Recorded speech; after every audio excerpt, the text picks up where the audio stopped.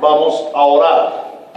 Inclinamos nuestros rostros y nos dedicamos para que la palabra de Dios corra y sea glorificada. Amado Señor, Rey y Salvador, dignísimo en honor y gloria y majestad, tú eres el Dios de los cielos y de la tierra, el Dios eterno, el Dios que cabalga sobre las alas del viento, el Dios que obra de una manera poderosa, el Dios que creó, pero también el Dios que destruye, el Dios que separa, el Dios que hace una cirugía separando nuestro corazón por tu santa palabra, lo santo de lo profano, la luz de las tinieblas. Señor, en el nombre de Cristo Jesús, te suplicamos que en esta mañana tu palabra corra en esta iglesia, se hable hasta la saciedad. Sácianos con tu palabra es nuestro pan de vida, nuestra agua que nos sacia la sed. Que tu palabra corra y que hoy sea glorificada en esta tu iglesia. Padre, como santos hijos de Dios, necesitamos de tu palabra para ser edificados en la fe. Pero también aquellos que aún no han conocido el Evangelio necesitan de tu Evangelio. Y tu Evangelio es predicado en la palabra de Dios. No hay otra forma de salvación, dices tú en tu palabra. Entonces te suplicamos que hoy, a través de la santa predicación, los que no han creído crean y vengan a salvación y vida eterna. Como siervo tuyo me dedico a ti.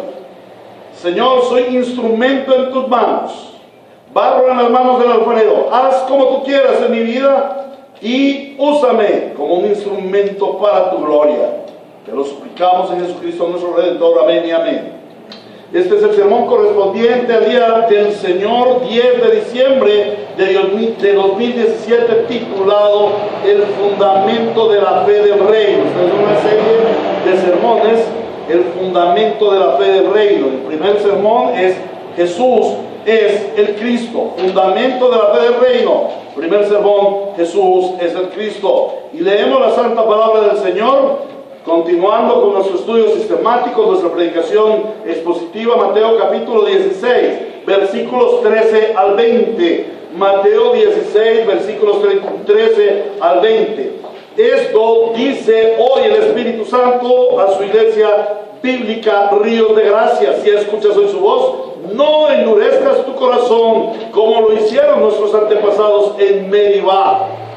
Dice el Señor: cuando llegó a la región de Cesarea de Filipo, Jesús preguntó a sus discípulos: ¿quién dice la gente que es el Hijo del Hombre? Le respondieron: unos dicen que es Juan el Bautista, otros que Elías y otros que Jeremías o uno de los profetas. ¿Y ustedes quién dicen que soy yo? Tú eres el Cristo, el Hijo del Dios viviente, afirmó Simón Pedro. Dichoso tú, Simón, hijo de Jonás, le dijo Jesús, porque eso no te lo reveló ningún mortal, sino mi Padre que está en el cielo. Yo te digo que tú eres Pedro, y sobre esta piedra edificaré mi iglesia, y las puertas del reino de la muerte no prevalecerán contra ella. Te daré las llaves del reino de los cielos. Todo lo que ates en la tierra quedará atado en el cielo, y todo lo que desates en la tierra quedará desatado en el cielo. Luego les ordenó a sus discípulos que no dijeran a nadie que él era el Cristo, palabra de Dios. Muy bien, hermanos, continuamos meditando en este texto que es rico en sabiduría de Dios. Esta mañana en la escuela de predicadores, con los hermanos que están en este discipulado, les decía que el texto no tiene sino un mensaje, el mensaje del Espíritu Santo.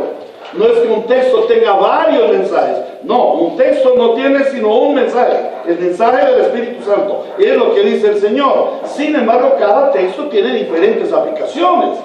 Y este es un texto muy rico en sabiduría de Dios, porque tiene muchísimas aplicaciones para nuestra vida. Recordamos que el Señor Jesús nos está hablando como a sus discípulos. ¿Se acuerdan que hablamos de que el Señor Jesús se apartó de la región de Galilea y fue muy al norte, a la región de Cesarea de Filipo? ¿Y para qué fue allá? Para tener un encuentro con sus discípulos, un encuentro de intimidad con ellos, un tiempo especial de comunión, un tiempo especial de edificación, de fortalecimiento en su fe. Y vimos que este tiempo de comunión estuvo marcado por un diálogo, o ha estado marcado por un diálogo en el que escuchamos preguntas y respuestas. El Señor está preguntando a los discípulos: ¿y quién dice la gente que soy yo? ¿Y quién dicen ustedes que soy yo? Son preguntas y respuestas que dan los discípulos. Bueno, nos dicen que tú eres el Elías, que tú eres un profeta. Bueno, ¿y quién dice que soy yo? Tú eres el Cristo, el Hijo del Dios viviente. Es un diálogo, es un diálogo.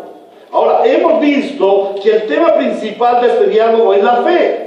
Jesús condujo a sus discípulos en el camino de la fe.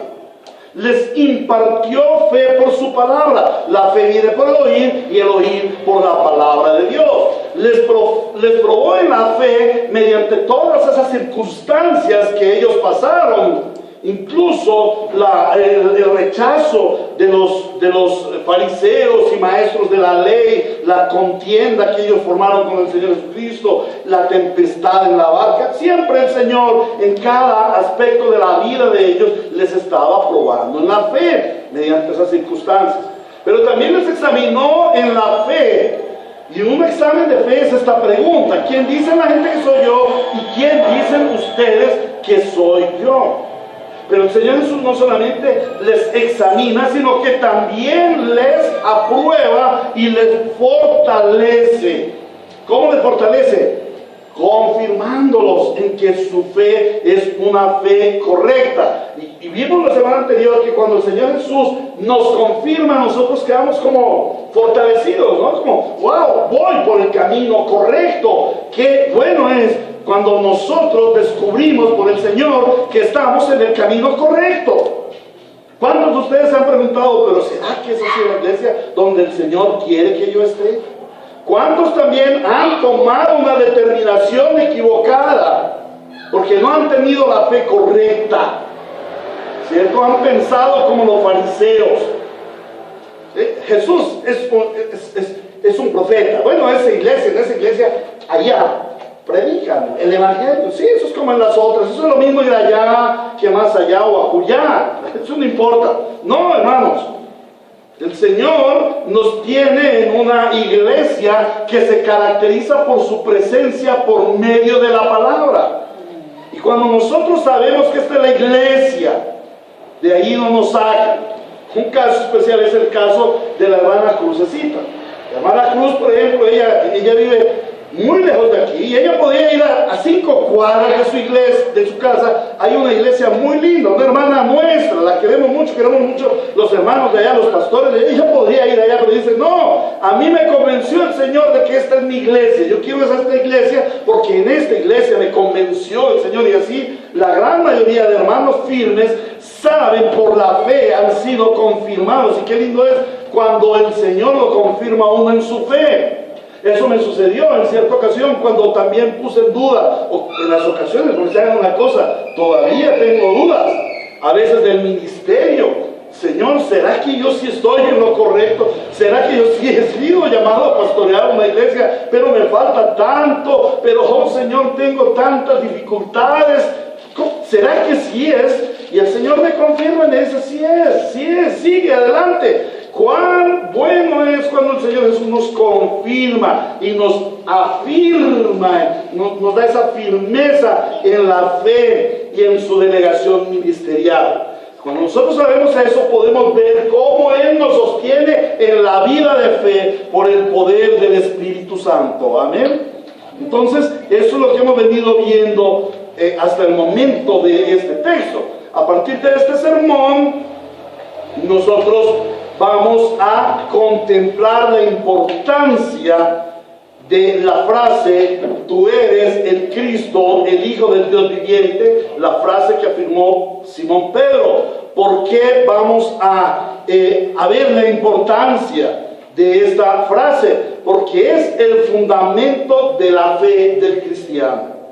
Esta frase, que como ya les he dicho, es tan corta, son nueve palabras, pero es una roca, es una piedra fundamental, o es la piedra del fundamento del cristiano. La centralidad de la fe del cristiano, ¿qué es? ¿Qué es la centralidad de la fe del cristiano? Cristo. ¿En qué se basa nuestra fe? En la roca de nuestra salvación, en la roca de la eternidad. ¿Quién es? Cristo. Y ese es el fundamento de la confesión de Pedro, el fundamento de los apóstoles y el fundamento de la iglesia por 2000 años. Y el Señor Jesús responde a esa pregunta, a esa respuesta, y le dice a Pedro: yo te digo que tú eres Pedro, y sobre esta piedra edificaré mi iglesia. ¿Sobre cuál piedra? Sobre él mismo, porque él es la roca.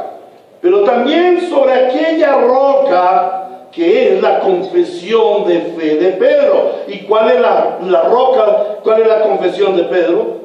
Tú eres el Cristo. O sea, la roca de la iglesia, la roca de nuestra fe es el Señor Jesucristo. La confesión de fe declarada por Pedro tiene 3 características que vamos a estudiar en los siguientes sermones. En primer lugar, es una fe centrada en Cristo. Es una fe centrada en Cristo. En segundo lugar, es una fe revelada por Dios. No es una fe que llegó porque él estudió mucho y todas estas cosas, ya lo vimos la semana anterior en la introducción, sino que es una fe revelada por Dios. Es una fe como implantada y sellada por Dios mismo. Y en tercer lugar, vemos que es una fe que produce vida. La fe de la iglesia es una fe para vida, es una fe de vida, es una fe vivificante. Aleluya. Es lo más hermoso de la fe. Es una fe que produce vida. El gran error característico de la iglesia de la posmodernidad es una fe centrada en el hombre. Una fe basada en las obras del hombre para tener comunión con Dios. Una fe conducente al bienestar del hombre. La fe de hoy en día habla de mucho bienestar. Hoy estamos escuchando de una iglesia que predica la fe de la prosperidad. Es que Dios quiere que tú seas prosperado y que tú vivas bien. Esa es una fe enfocada o conducente en el bienestar del hombre. Pastor, eso quiere decir que Dios no quiere que yo esté bien. Eso quiere decir que Dios no quiere que yo sea prosperado. Pero mira aquí, tercera de Juan, capítulo 2, dice: amado, yo deseo que tú seas prosperado. ¿Será que Dios no quiere mi prosperidad? ¿Será que Dios no quiere verme a mí arrastrándome? No. El Señor predijo que el que se iba a arrastrar, el que iba a vivir como un arrastrado, mordiendo siempre el polvo, era la serpiente, Satanás. Dios sí quiere tu prosperidad, pero no quiere tu prosperidad terrenal. No es solamente la prosperidad terrenal. El enfoque de Dios está en tu prosperidad espiritual, celestial y eterna. Mira que el versículo de tercera de Juan 2 dice: amado, yo deseo que tú seas prosperado en todas las cosas y que tengas salud, así como prospera tu alma. En la misma medida que prospera tu alma, vas a prosperar en el resto de las cosas. Dios quiere prosperarte, no es que Dios no quiera prosperar. Pero ese es el enfoque de Dios en nuestra vida espiritual, en nuestra fe. Que tú tengas fe para ser prosperado, no, de ninguna forma. Que tú tengas fe para tener un bienestar, no, Señor. Esto es una fe enfocada en el hombre. Es una fe ilusoria. También, hoy en día la iglesia posmoderna habla de una fe ilusoria, una fe que está puesta en la solución de los problemas y de las necesidades del hombre. Ay, tú estás enfermito, mira, cree en el Señor y Él te va a sanar. No tienes trabajo, mira, ora al Señor, ten fe y el Señor te va a dar trabajo. Todo está enfocado en solucionar las necesidades del hombre, como si Dios fuera nuestro sirviente, como si Cristo fuera nuestro sirviente para solucionar mis problemas. De ninguna manera.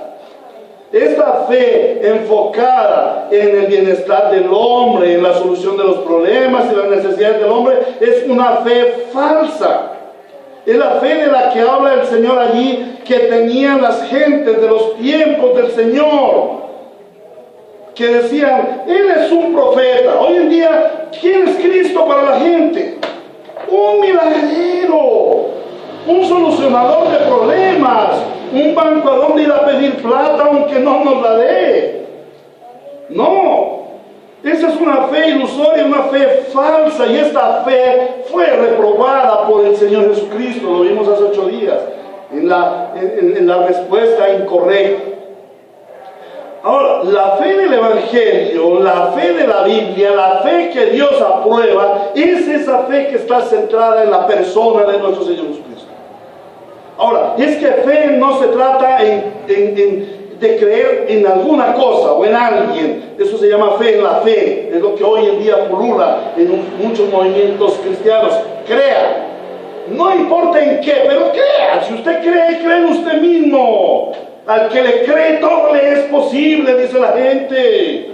Crea que y verá cómo le va de bien. No, esto es fe en la fe. No se trata de creer en alguien o en algo. Pero ¿saben una cosa? Fe tampoco es creer en Dios. Ay, no, yo tengo mucha fe porque yo creo en Dios. No, fe no es creer en Dios. ¿Saben? La Biblia dice, los demonios creen en Dios. ¿Y sabe qué sucede con los demonios al creer en Dios? Tiemblan. Y el problema de los hombres es que no tiemblan al creer en Dios. Ahora, fe tampoco es creer en un Cristo idealizado a la manera de los hombres. La fe aprobada por el Señor Jesucristo, la fe aprobada por Dios, es esa fe que confesó públicamente el apóstol Pedro. La confesión de Pedro contiene 3 características primordiales del Señor Jesucristo. Él dice, tú eres el Cristo. La primera característica es que Él es el Cristo. En segundo lugar le dice, el Hijo del Dios viviente. Y la segunda le dice que es el Hijo de Dios. Y en la tercera le dice que es el Hijo del Dios viviente. En este sermón el Señor nos lleva a conocer al Señor Jesús como el Cristo y a fundamentar nuestra fe en esa declaración de fe de Pedro, esa declaración de fe de los apóstoles y de la iglesia por 2000 años. Nosotros somos una iglesia que cree lo mismo hace 2000 años. ¿Cómo puede ser que ustedes creen lo mismo, pero si el mundo ha cambiado? Si el mundo ha cambiado, pero Dios no ha cambiado. Creemos en lo mismo. El mundo ha cambiado. El mundo ha dado miles de vueltas en estos 20 siglos. Pero Cristo no ha cambiado. Cristo es el mismo ayer, hoy y siempre. Y por los siglos de los siglos. Entonces, hoy creemos lo mismo que la iglesia.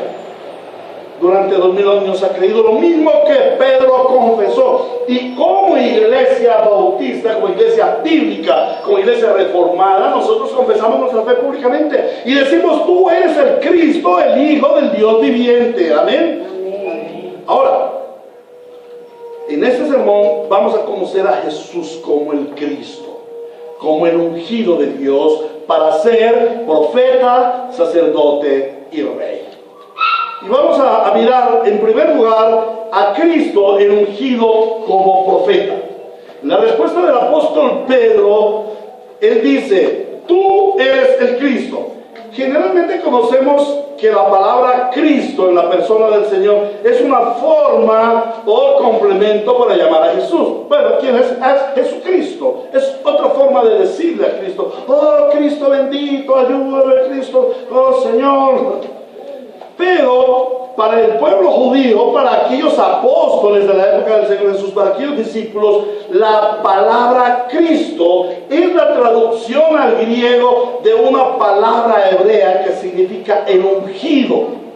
Una palabra hebrea que es el ungido y que tiene que ver específicamente con la persona que Dios enviaría para la salvación de su pueblo. ¿Qué significa esa palabra el Cristo? Ungido. ¿Y qué es un ungido? Un ungido es una persona que ha sido consagrada mediante el derramamiento del aceite en una ceremonia especial, ha sido consagrada para desempeñar un oficio especial para Dios. El ungido es a alguien a quien se le delegó una función específica, pero no solamente una función específica, sino una función muy especial en el servicio del reino de Dios. Cristo es el ungido de Dios. Eso significa la palabra Cristo, el ungido de Dios, el delegado, el enviado.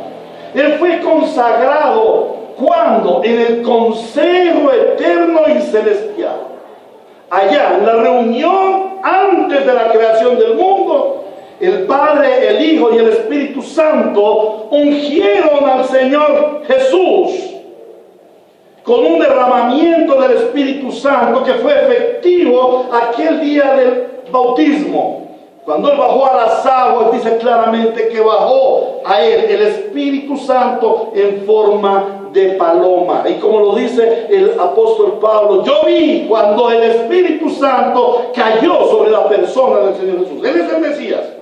Él es el Cristo, porque sobre Él vino el Espíritu Santo. Y a mí el Señor me dijo que sobre quien viera que caía el Espíritu Santo, Él es el Cristo. Él es el ungido. Él es el Mesías. Hechos capítulo 10, 38 nos dice claramente cómo Dios ungió con el Espíritu Santo y con poder a Jesús de Nazaret. Aquí nos confirma que el Señor Jesucristo fue el ungido. Ahora, ¿para qué lo ungió Dios con el Espíritu Santo y con poder? Para desempeñar el oficio más importante en la historia del universo. Para desempeñar el oficio más importante en la historia del reino de Dios, en la historia de la redención. ¿Cuál es el oficio más importante? El restaurar la relación entre el Dios Santo y los hombres pecadores. El oficio más importante de toda la historia es el oficio de restaurar la relación entre el Dios que es santo y los hombres que pecamos. No hay otro oficio más importante. Ni el de médico, ni el del abogado, ni el del cirujano, ni el del vendedor, ni el del economista. No hay otro oficio más importante que el oficio de restaurar la relación entre el Dios Santo y el hombre pecador. Por eso dice en Romanos capítulo 17, cuán hermosos son los pies del caminante que lleva nuevas de salvación, el que anuncia la paz. ¿Y a quién se está refiriendo allí? ¿De quién son hermosos esos pies? ¿Quién es ese caminante? Cristo el Señor. Él vino, Él fue ungido para restaurar la relación entre el Dios Santo y el hombre pecador. Este es el fundamento de la fe cristiana. Siendo nosotros pecadores, fuimos o estuvimos separados de Dios. Cuando éramos pecadores. Y si tú todavía eres un pecador, quiero decirte que el Señor dice que el pecador está separado de Dios. Por cuanto todos pecaron, están destituidos de la gloria de Dios. No están lejanos, Él allá y nosotros aquí. No estamos un poquito distanciados. No, el hombre pecador está separado, cortado. No puede haber forma de que él vuelva a tener una relación con Dios por sí mismo. Está separado, cortado. Por esa razón necesitamos de Cristo, porque Él es el puente que nos vuelve a conectar con Dios. Él es el que rehace la relación con el Señor, con Dios. Amén. Uno de los principales oficios para los cuales Dios ordenaba ungir a las personas era el oficio del profeta. Miremos en Lucas capítulo 4, versículos 18 y 19. Dice, el Espíritu del Señor está sobre mí porque me ha ungido. ¿Ah? ¿Quién es el ungido? Cristo. ¿Quién lo ungió? El Espíritu Santo. ¿Para qué lo ungió? El texto dice, para anunciar las buenas nuevas a los pobres. ¿Quiénes son los pobres? Todos nosotros. Todos nosotros somos pobres, porque todo hombre que esté destituido de la gloria de Dios es un pobre, es un miserable, es un loco, es un ciego, es un perdido. Por eso Él vino a anunciar buenas nuevas a los pobres. O sea, vino a profetizar. Eso es lo que es el profeta, anunciar las buenas noticias de Dios. Dice, me ha enviado para proclamar libertad a los cautivos y dar vista a los ciegos, para poner en libertad a los oprimidos para proclamar el año del favor del Señor. Un profeta proclama, anuncia, y eso es lo que hace el Señor.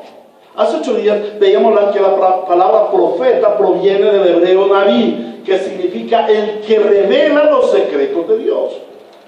Los profetas tenían que estar en el secreto de Dios para escuchar lo que Dios decía, para escucharle a Dios sus secretos y así poder írselos a revelar al pueblo.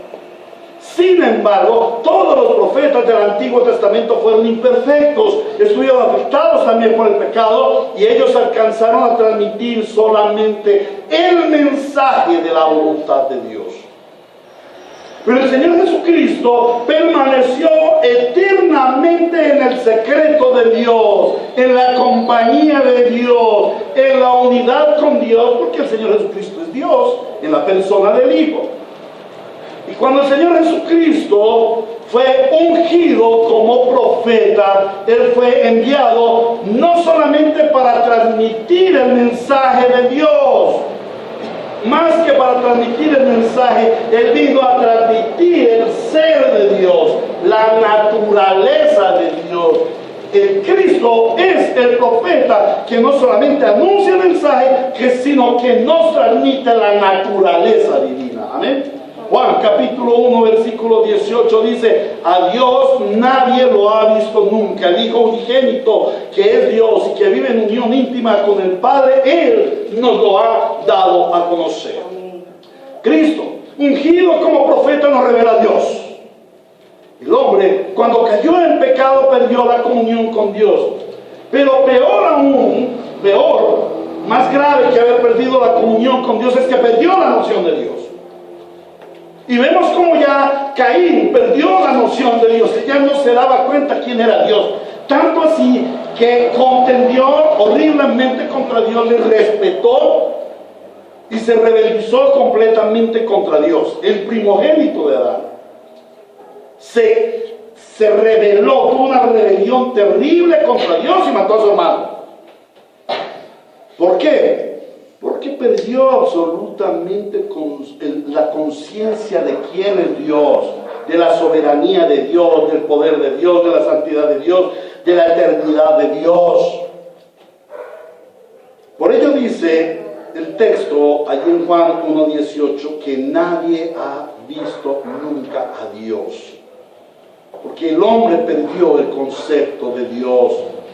Pero Cristo fue ungido para venir a darnos a conocer a Dios. Pero no, ese conocer a Dios no es simplemente mostrarnos personalmente a Dios, sino conducirnos a tener intimidad con Él. La palabra conocer significa intimar, entrar en intimidad con Él. Y yo tengo una pregunta: ¿eres tú íntimo con Dios? ¿Tienes una intimidad con Dios tanto así que cada día le conoces más, cada día le amas más, cada día le adoras más y cada día le obedeces más? Bueno, a eso te llamó Dios y a eso vino Cristo al mundo como ungido, como profeta, no solamente para mostrarnos a Dios, para revelarnos el secreto de Dios, sino para entrarnos, para llevarnos a una intimidad con Dios. Ese es el propósito grande de la salvación, estar en intimidad con Dios. Todo hombre tiene necesidad de tener intimidad con Dios, de relacionarse con Dios. ¿Por qué? Porque para esto lo creó Dios, para tener intimidad con Él. Por eso el Señor dijo: hagamos al hombre a nuestra imagen y semejanza, y que gobierne, que reine sobre los animales, sobre las bestias, sobre los peces y aún sobre la serpiente, aún sobre los que se arrastran, la serpiente. Que Él tenga autoridad. ¿Qué significa la palabra autoridad? Que Él sea Dios, que Él tenga la identidad de Dios. Todo hombre tiene esa identidad de Dios y Dios lo creó para ello. Sin embargo, por causa del pecado, el hombre ya no puede conocer a Dios, ya no puede tener intimidad con Dios, ya no tiene esa unión íntima, está separado. Pero Dios, ungió al Señor Jesús para revelarse a nosotros en Él. Toda la revelación que el hombre pueda tener acerca de Dios es posible solamente mediante la persona del Señor Jesucristo. Nadie más te puede revelar a Dios. Cristo es el verbo, Cristo es la palabra. Solamente la palabra de Dios es la revelación correcta, la revelación, la verdadera profecía acerca de Dios, y a eso vino el Cristo. Por eso Él fue ungido, por eso Él fue Cristo. Cristo como profeta ungido es el único, no hay otro. Por eso el Señor dice, yo soy el camino, no uno de los caminos, yo soy el camino, el único. Por eso dice también, y en su nombre, solo en su nombre hay salvación, no hay otra forma. Él es el único. Cristo como profeta ungido es el único puente relacional entre Dios y el hombre, mediante su revelación, que es la palabra de Dios.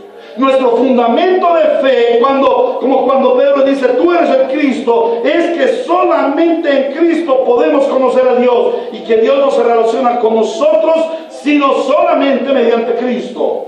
Por eso Cristo es la centralidad de nuestra fe. Ahora pasemos a conocer a Cristo como el ungido sumo sacerdote, Cristo el ungido como sacerdote. Hebreos capítulo 5 versículo 7 al 10 dice, Hebreos capítulo 5 versículo 7 al 10 dice, en los días de su vida mortal Jesús ofreció oraciones y súplicas con fuerte clamor y lágrimas al que podía salvarlo de la muerte, y fue escuchado por su reverente sumisión. Aunque era hijo, mediante el sufrimiento aprendió a obedecer, y consumada su perfección llegó a ser autor de salvación eterna para todos los que le obedecen. Y Dios lo nombró sumo sacerdote según el orden de Melquisedec. Pasemos allí la página y vayamos a Hebreos capítulo 6 versículos 19 y 20. Hebreos capítulo 6 versículos 19 y 20. Dice el Señor, tenemos como firme y segura ancla del alma una esperanza que penetra hasta detrás de la cortina del santuario. ¿Qué es lo que está diciendo aquí el escritor de Hebreos? Nosotros tenemos una fe ciertísima. La fe del cristiano es la única fe ciertísima. Es una fe inquebrantable, es una fe que no se puede derrumbar. Nadie, ningún hombre tiene argumentos para derrumbar la fe de los hijos de Dios. ¿Por qué? Porque es puesta por Dios. Y porque es una roca firme, inamovible. Nadie tiene poder para mover la roca. Amén. ¿Y cuál es la roca? Cristo. ¿Y qué dice de Cristo? Tú eres el Cristo, el Hijo de Dios viviente. Amén. Versículo 20 dice, hasta donde Jesús, el precursor, entró por nosotros, llegando a ser sumo sacerdote para siempre, según el orden de Melquisedec. El segundo oficio para el cual Dios ordenó ungir personas de manera especial es el oficio del sacerdocio, El sacerdocio fue establecido por Dios desde los tiempos de Moisés, establecido como un ministerio, como una unción, porque antes habían sacerdotes. ¿Recuerdan? Ya en Hebreos 13 aparece Melquisedec como sacerdote. No tiene padre, ni madre, ni parentela, ni genealogía. No se sabe de dónde aparece el sacerdote Melquisedec, pero este Melquisedec era llamado sacerdote ¿de quién? De Dios Altísimo. Sacerdote de Dios Altísimo. Y es una figura tipológica, es un tipo de nuestro Señor Jesucristo. Pero es tan solo en Moisés, en la ley, en la Torá, específicamente en el libro del Levítico, donde el Señor establece el servicio o la función del sacerdote, un sacerdote ungido. El sacerdote debía ser una persona separada, apartada, quitada de un uso común, o sea, tenía que ser una persona santa. Además, ese sacerdote solamente podía ser de la tribu de Leví, no podía formar parte de ninguno de otra tribu. El sacerdocio estaba separado para la familia de Leví. Y él tenía unas condiciones, unas características especiales de pureza. Además de eso, tenía unas estrictas normas rituales que deberían ser obedecidas al pie de la letra. Y además de eso, debía tener un ornamento, una vestimenta especial. ¿Para qué? Para poder presentarse ante Dios y a su vez representar al pueblo. Si el sacerdote no cumpliera estrictamente todas estas normas dadas por el Señor, mancillaba su unción, se consideraba entonces un hombre común y era destruido por Dios. Y lo vemos en el caso de Nadab y Abiú. Cuando entran de una manera desfachatada al templo y ofrecen un incienso que no fue de grato olor al Señor, un incienso que fue desagradable al Señor. ¿Y por qué fue desagradable al Señor? Porque se salió del marco regulador que Dios le había dado al sacerdocio. Cuando entró Moisés al santuario, de nuevo encontró las cenizas de sus dos sobrinos.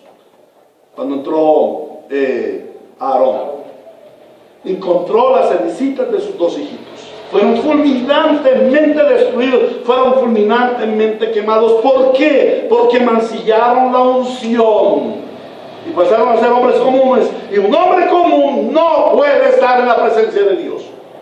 ¿Y por qué no puede estar en la presencia de Dios? Porque el hombre pecó, y debido al pecado, el hombre no puede acercarse personalmente a la presencia de Dios, ya que Dios lo destruiría. Y te quiero decir algo, eso aplica para ti también hoy. Tú no te puedes acercar a Dios de una manera personal y decir: oiga Dios, aquí estoy, vengo a visitarte a ver cómo estás. No, de ninguna manera. Dios demanda de ti alguien que medie entre Él y tú. Vamos a ir a Génesis capítulo 3, 22 a 24, y vamos a ver un poco qué significado tiene esto de ser sacerdote. Y dijo Dios: el ser humano ha llegado a ser como uno de nosotros, pues tiene conocimiento del bien y del mal, porque había comido el fruto del conocimiento del bien, del árbol del conocimiento del bien y del mal. No vaya a hacer que extienda también su mano, tome del fruto del árbol de la vida y lo come, y ahí sí viva para siempre. Mejor, la palabra más exacta sería: muera irremisiblemente, no tenga esperanza de salvación. Entonces, versículo 23, entonces Dios el Señor expulsó al ser humano del jardín del Edén para que trabajara la tierra de la cual había sido hecho. Luego de expulsarlo, puso al oriente del jardín del Edén a los querubines y una espada ardiente que se movía por todos lados para custodiar el camino que lleva al árbol de la vida, o sea, el camino de retorno a la casa del Padre. La función del sacerdote, por la cual él debía llevar y cumplir todas estas normas, todos estos requisitos impuestos por Dios, la función del sacerdote era la de representar a los hombres ante Dios. El sacerdote es un mediador entre el hombre pecador y el Dios santo. ¿Recuerdan qué hace el profeta? ¿Recordamos qué hace el profeta? ¿Es un mediador entre quién? Entre Dios y nosotros. Es el puente relacional entre Dios y el hombre. Miren la diferencia. El sacerdote viene de Dios al hombre. El profeta trae de Dios al hombre la relación. El sacerdote lleva la relación del hombre a Dios. El sacerdote es un puente relacional entre el hombre pecador y el Dios santo. Pero Dios demanda que el hombre pague el precio de sus pecados. ¿Y cuál es el precio de sus pecados? La paga del pecado de la muerte. El Señor ordena que el hombre tiene que pagar el precio de su pecado. Tú tienes que pagar el precio de tu pecado. ¿Tú has pecado? Yo tengo la pregunta, ¿tú has pecado? ¿Sí? Entonces tienes que pagar el precio de tu pecado. La ira de Dios debe caer sobre ti porque has pecado y Dios ha sido agraviado, terriblemente ofendido. Pero por gracia y para cumplir ese propósito relacional por el cual Dios creó al hombre, Dios permite que el hombre se pueda presentar ante él con dos requisitos. El primer requisito, debe traer un sustituto. Alguien que pague por él la deuda ante Dios. Alguien que pague por él la deuda ante Dios. Un sacrificio animal que represente al pecador. Pero el segundo requisito es que él no podía venir y presentar el sacrificio. Él tenía que usar a un intermediario, y ese intermediario era el sacerdote ungido. ¿Por qué él no podía presentar al animalito, al sacrificio? Porque él era un pecador. Y si entrara al lugar santísimo o al altar a presentar el sacrificio, ¿qué iba a suceder con él? Él iba a quedar allí como cenizita. Venían los querubines. Es que miren, el entrar al lugar de Dios, el entrar al lugar santo, al lugar santísimo, es entrar a la misma presencia de Dios, es entrar al Edén, es retornar allí a aquel lugar de la presencia de Dios. Y como el hombre fue expulsado de allí, Dios puso los querubines y la espada de fuego. Entonces todo el que pretenda entrar como hombre sin mediador y sin sacrificio va a morir. Entonces este hombre que no podía presentar el sacrificio, sino que también debía tener un mediador, y ese mediador es el sacerdote ungido. El Señor Jesús fue ordenado, ungido como el sacerdote de Dios. ¿Y por qué fue ungido como el sacerdote de Dios? Porque el sacerdocio humano fue imperfecto. ¿Y por qué era imperfecto? Porque los hombres eran pecadores, llevaban ya el pecado en sí mismos, y los sacrificios que traían también traían pecado en sí mismos. Entonces Dios unge a su propio Hijo para que Él sea el sacerdote perfecto, sin mancha, sin pecado. Pero no solamente el sacerdote tenía que ser limpio, puro y santo, también el sacrificio tenía que ser perfecto. Un sacrificio que pudiera representar a los pecadores y hacerlos perfectos ante el Dios que es perfecto. Y eso es lo que hace Jesucristo. Para eso fue ungido Jesucristo como sacerdote. Cristo fue ungido desde antes de la fundación para la cruz. Él fue el único hombre predestinado a morir. Él fue el único al que Dios le dio un destino. Vas a morir en la cruz. ¿Y por qué Cristo fue ungido para la cruz? Porque allí desarrollaría su oficio de sacerdote, mediando por su pueblo. En primer lugar, presentando el sacrificio perfecto. Él es el Cordero sin mancha. He aquí el Cordero de Dios que quita el pecado del mundo, dice Juan capítulo 1, versículo 29. Entonces, de esta manera, Él viene a ser nuestro sustituto perfecto.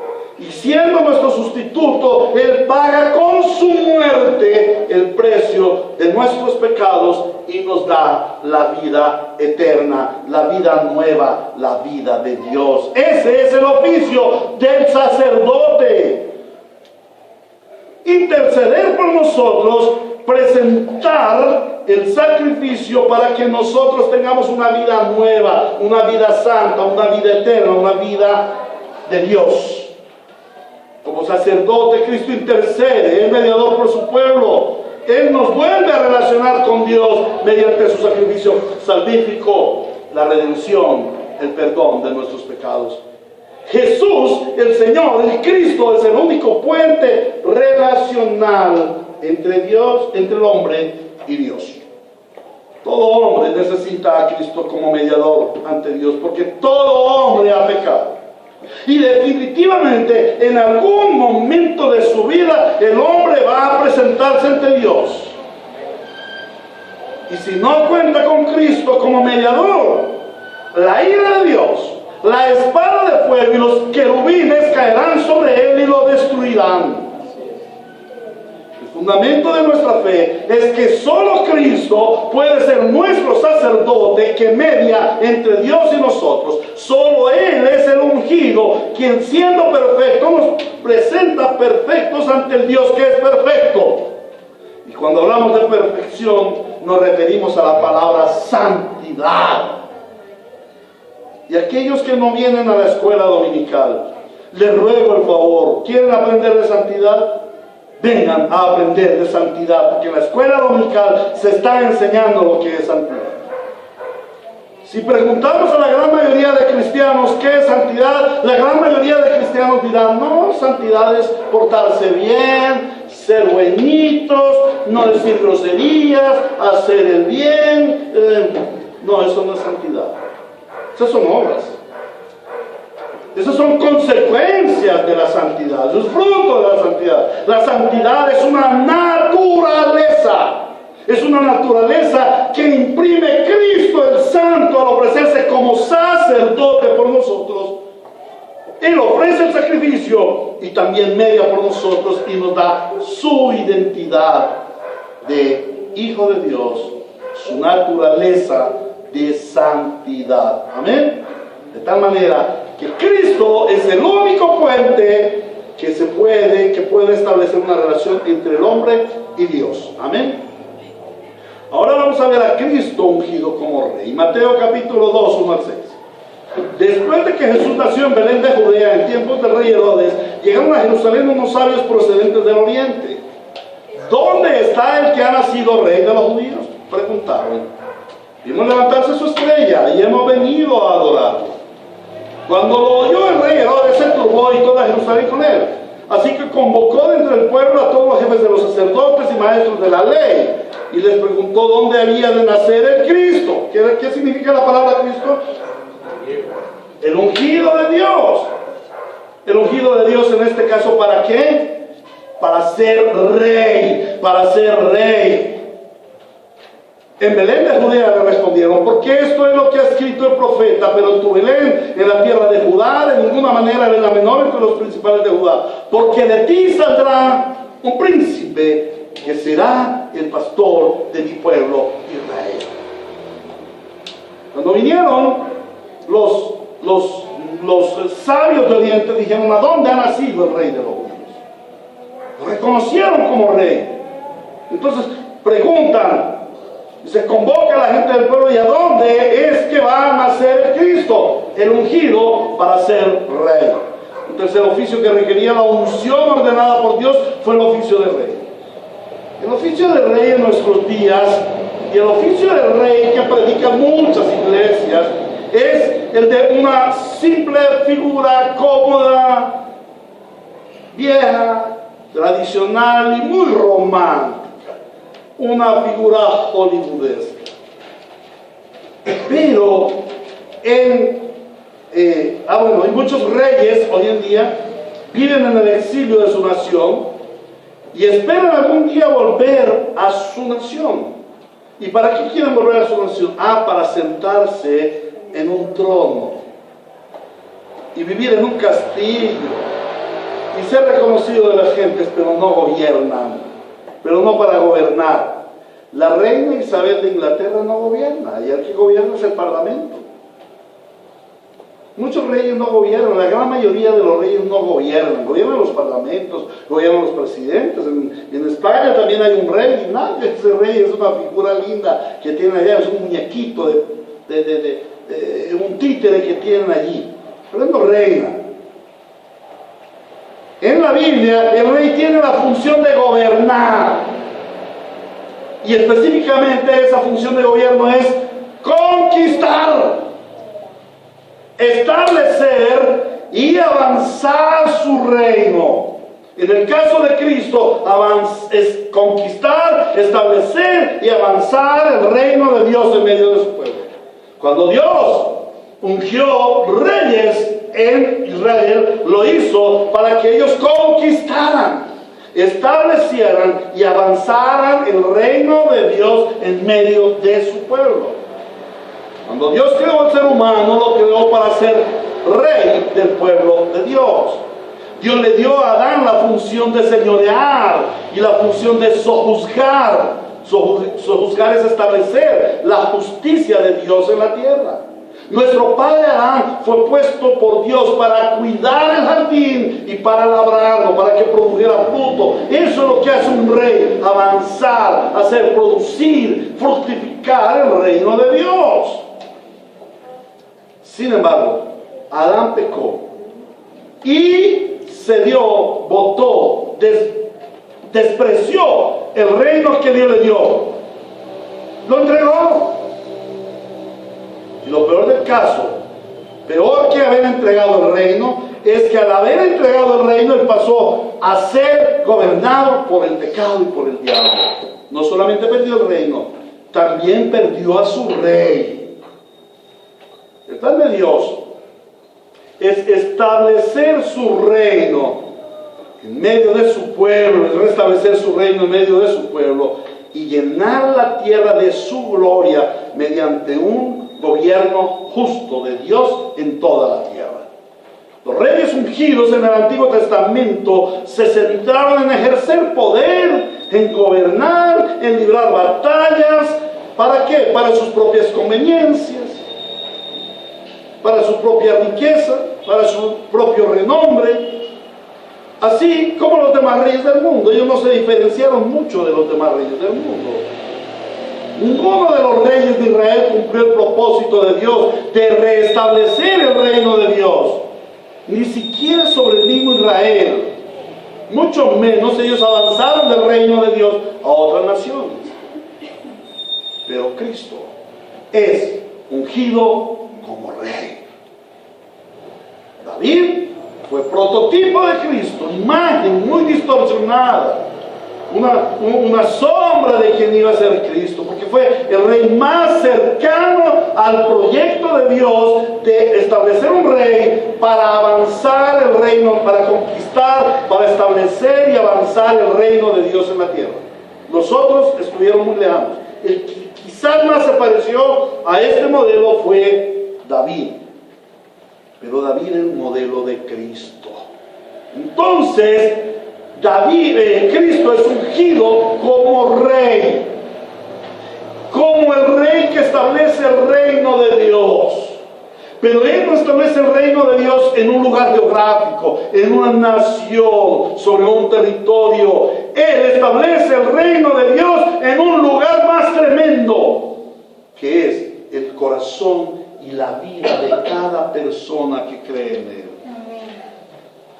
Cuando cada persona ha creído en Él, cuando en el corazón de cada persona, de cada creyente, se establece el reino de Dios, Dios empieza a tomar naciones enteras para su gloria.